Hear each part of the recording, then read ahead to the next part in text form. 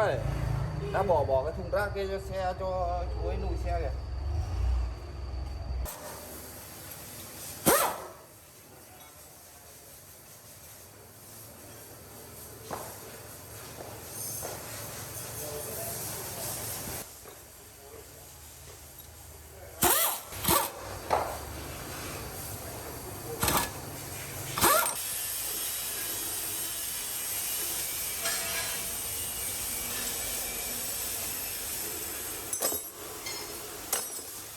Lấy xe đi rồi trong đầu cũng nghĩ để không biết được các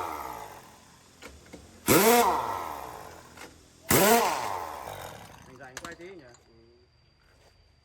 quay đây.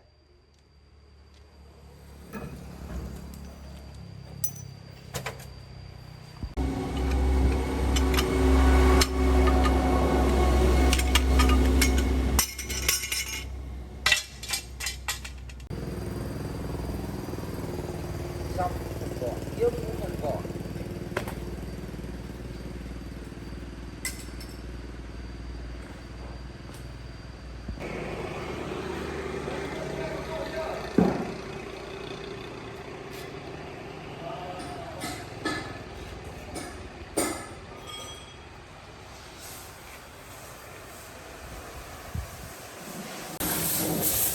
Đang ở đâu à? Bán dầu, bán chả cát này. Anh phải đeo à?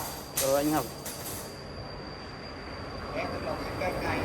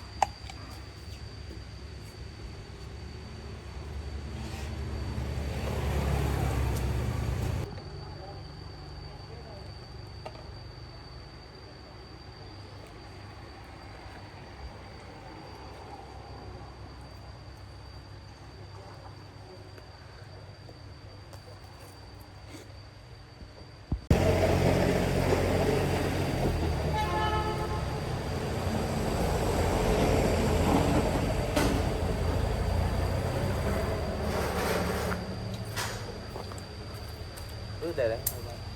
Cái gì nhỉ? Cái này có bán cho bọn, ví dụ mình quay xong mình bán cho thằng khác được không? Cái của người đi đeo bây giờ đen nào ra đi cái nào mua xem.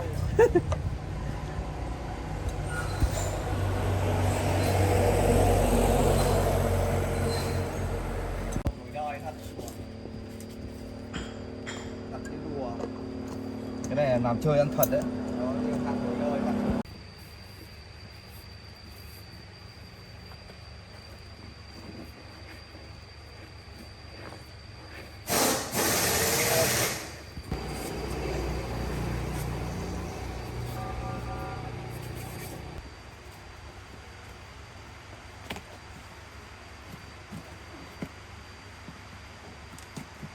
Của nó làm ngắn thế thôi đi.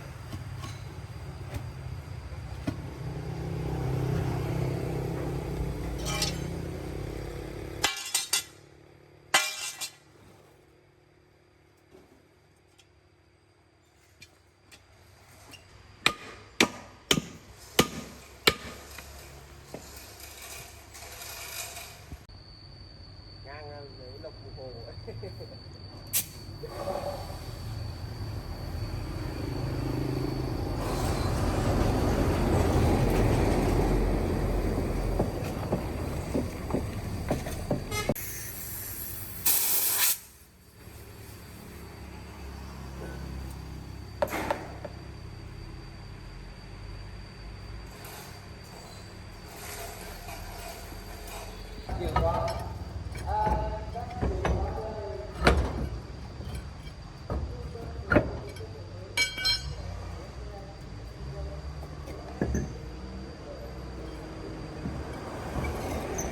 Chuyển sang tiếng Anh luôn à?